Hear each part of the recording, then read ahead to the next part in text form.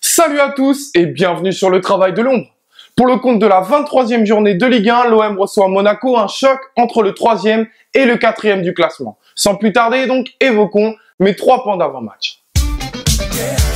Pour commencer, on a une revanche à prendre. Et oui, comment parler de ce match sans faire référence au match aller? On venait de valider notre ticket de qualification pour l'Europa League. En championnat, nous étions sur 2 victoires et un match nul. Bref, tout se passait bien jusqu'à cette soirée d'août à Louis II.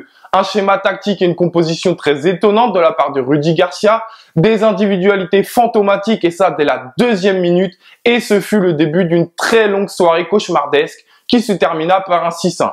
Forcément, derrière, remise en question du coach et de sa manière d'aborder les grands rendez-vous, remise en question de l'effectif marseillais, remise en question du mercato, du projet, et pourtant, aujourd'hui, seules 3 équipes nous ont battus. Monaco donc, Lyon et Rennes où on a su se venger il y a quelques jours lors du match retour. Suivons donc le même chemin, levons l'affront dans un vélodrome qui sera certainement en ébullition.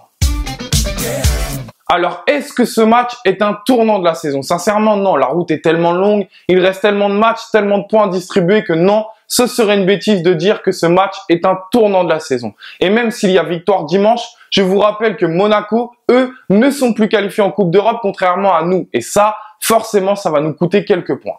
En revanche, ce qui est intéressant, c'est l'impact psychologique que peut avoir cette rencontre sur nous, sur Monaco, voire même sur la Ligue 1.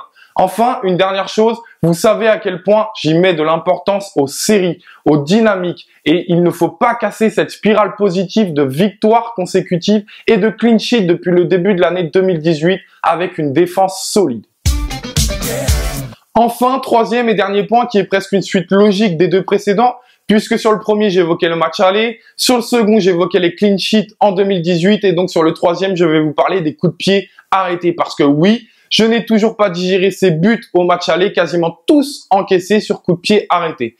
Et je vais peut-être vous surprendre, mais j'ai l'impression qu'on ne s'est pas amélioré dans ce domaine. Alors certes, on prend moins de buts de cette manière, mais pour moi, c'est plus dû à l'inefficacité de l'adversaire, à la maladresse plutôt qu'à notre bon placement et notre bon marquage. Sachant que Monaco est la meilleure équipe de Ligue 1 sur coup franc indirect, on est averti. Voilà pour mes 3 points de l'avant-match Marseille-Monaco. Je vous donne rendez-vous comme d'habitude mardi midi sur le Phocéen pour l'analyse de ce match. Et allez l'OM!